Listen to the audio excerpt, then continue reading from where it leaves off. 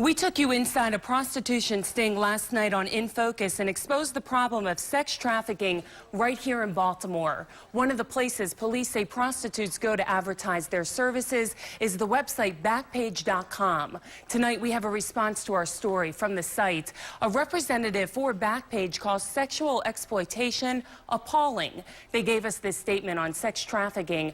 Backpage.com is at the forefront of fighting it intelligently online with approximately 80 staff dedicated to operating a 24/7 triple-tier prevention system, including an automated filter and 2 levels of human review and an unparalleled law enforcement support system. Backpage points out no single website is the cause of the problem of sex trafficking or the key to the solution. The site says short of shutting down the internet, there is no way to completely stop sex trafficking online. That isn't stopping police and advocates from trying. For a look at our web exclusive on grassroots efforts to stop sex trafficking, you can log on to ABC2news.com/infocus.